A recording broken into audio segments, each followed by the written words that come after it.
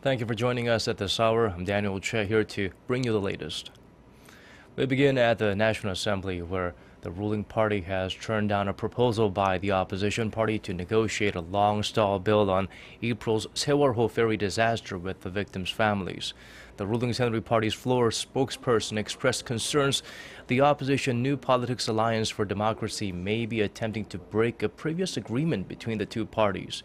He added that passing a bill through the tripartite negotiations would be a violation of representative democracy.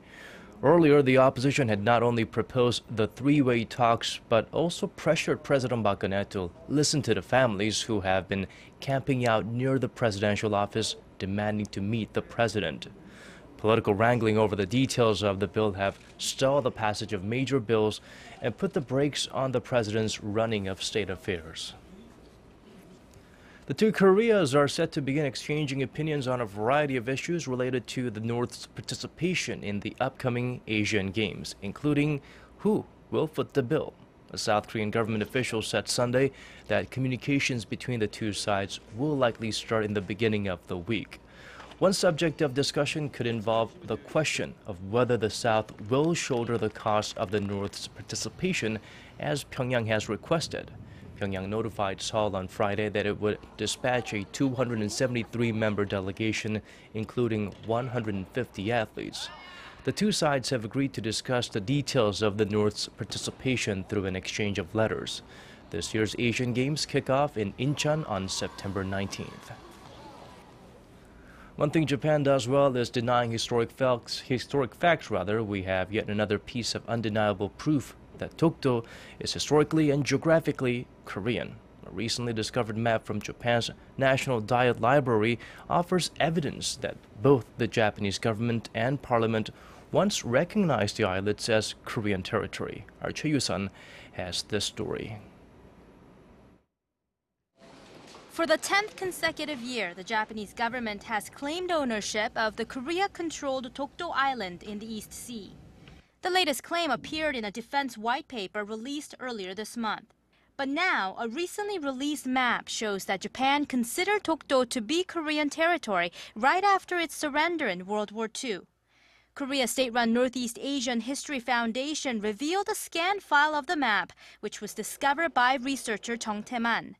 The map, drawn up by Japan before it signed a peace treaty with Allied forces in September of 1951, clearly excludes Dokdo from Japanese territory.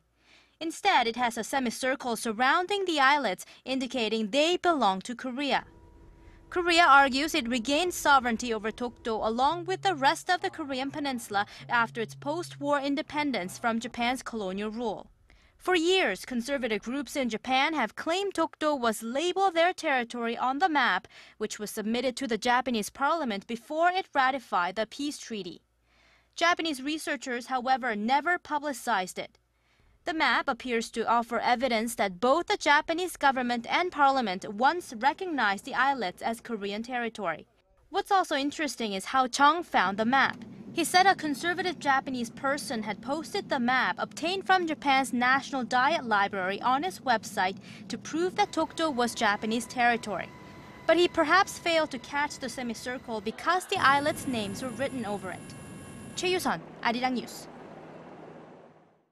Moving on to other parts of our world, Egypt calls for new talks and a ceasefire between Israel and the Palestinians as both sides continue to exchange fire. An Israeli airstrike toppled a building more than 12-story high in Gaza on Saturday. The Israeli military said it was targeting a Hamas operations room in the building. According to Gaza police, a warning missile was fired and some residents evacuated in time, but 22 people were wounded in the attack.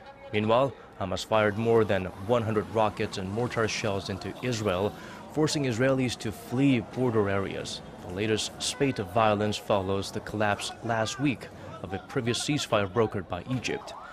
More than 2,000 Palestinians, most of them civilians, and over 65 Israelis, most of them soldiers, have been killed in recent weeks. The British government will be flying one of its citizens back home after the man tested positive for Ebola, either tomorrow or the day after that. The decision was reached on Saturday after it was confirmed that the move will not trigger an Ebola outbreak in the UK. Experts believe the man would have a very low chance of survival if he were to remain in Sierra Leone. The National Health Service director said there was no reason for the British public to be afraid, as 2 American volunteers who contracted the virus in Liberia and were flown back to the U.S. for treatment have recovered. Meanwhile, some African nations have defied advice from the WHO and placed restrictions on travel to and from countries like Sierra Leone and Nigeria. Ivory Coast went one step further on Saturday and closed its land borders with Ebola-affected West African neighbors. Shifting gear to the tech realm, it looks like Korean messaging apps KakaoTalk and Line are available in China again after Beijing blocked the services, citing terrorism. Although there's been no official statement from China yet, Korea's Ministry of Science, ICT and Future Planning said most of the services on Line and Kakao are available in China once again. The Chinese government put a block on the messaging services starting August 1st, saying that terrorist groups in the country had spread information on how to make explosives via messaging and video sharing services like Kakao and Line. The communist country maintains tight control over the internet, blocking resources and social media services, including bigwigs like Google, Facebook, and Twitter. Back here in the nation, Korea's inflation rate has stayed flat for 21 months, a trend that raises concerns that Korea may be facing a situation similar to Japan's 2 lost decades of stagnant economic growth. Our Shin Se-min has this report. Korea's consumer price growth stayed below 2% for the 21st consecutive month in July, for the first time since the government started collecting consumer price data in 1965. According to data released by Statistics Korea on Sunday, Korea's consumer price growth was at 1.1% in the last quarter of 2013 and the first quarter of this year, and it was at 1.6% in the second quarter, well below the central bank's target band. Experts say the inflation rate should stay within the 2 to 3% range in order to ensure economic growth and maintain consumer price stability. This has raised concerns that Korea may be in for a long period of economic stagnation, similar to Japan's 2 lost decades that began in the early 90s. However, Japan's recent efforts to change its situation seem to be paying off, and its consumer price growth surpassed Korea's for the first time in 40 years since 1974 in the second quarter with a rate of 3.6%. The situation over in Korea has prompted the government to revise down its estimate for this year's inflation rate to 1.8% from 2.3% earlier this year. But the government is taking steps to address the problem. Finance Minister Choi Kyung-wan's new economic team unveiled a $39 billion stimulus package last month aimed at boosting the economy and lifting the slumping housing market. Shin Se-min, Arirang News. Some positive numbers from Korea. The nation's air passenger traffic grew last month thanks to an increase in flights and routes. 5.13 million passengers flew internationally in July. That's a jump of more than 10.6% from the previous year, according to the Transport Ministry. Traffic with China was particularly high, with the number of passengers spiking to 23.2% in July from the year before. Passengers to and from Europe also increased 10.4% in the same period. However, it was quite the opposite for traffic between Korea and Japan. Amid strained bilateral relations, that number dropped 4.1%, marking the 17th consecutive month of decline. 61.8% of international passengers flew on Korea's flag carriers, with a combined market share of the 5 low-cost carriers coming to 11.1%. Moving over to the cinema world, the Korean film Roaring Currents continued to up the local box office ante. It's now the most watched movie in Korean film history, hitting the 16 million viewer mark on this Sunday with ease. According to our Son Jung-in, part of its success can be attributed to its visual effects. The intense naval combat scene depicting the historic Battle of Myeongyang with hundreds of vessels was in reality made using just 4 ships during filming.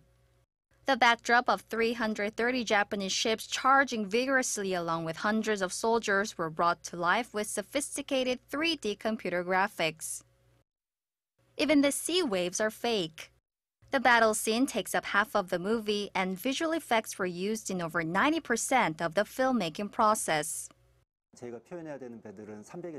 We had over 60 minutes of a battle scene to depict, with more than 300 vessels, so it is no exaggeration to say that almost all the scenes were made using special effects. The swirling torrents crashing against the ships and other water movements in particular were hard to create, and they had to make use of what was available. For the speed of the water or direction of the wind, things that were impossible to digitalize, they worked from experience. With the high level of visual effects being stressed in making movies, we had a long, extensive discussion about solving the technical obstacles. I think we ended up with a satisfactory result. Korean digital technology is slowly gaining recognition in the cinema industry after years of research and development.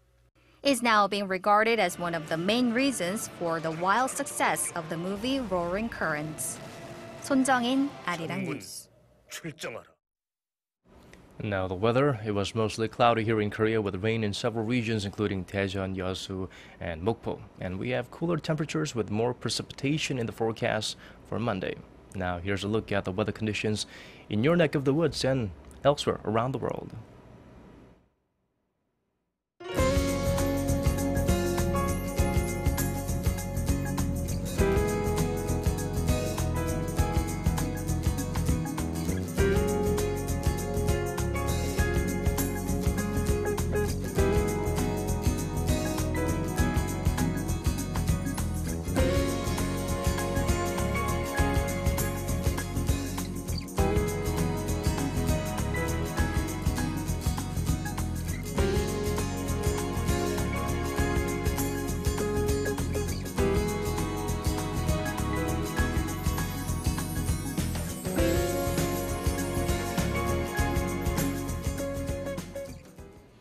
And that's all we could squeeze into this hour. Thank you for staying with us. Have a great start to your week.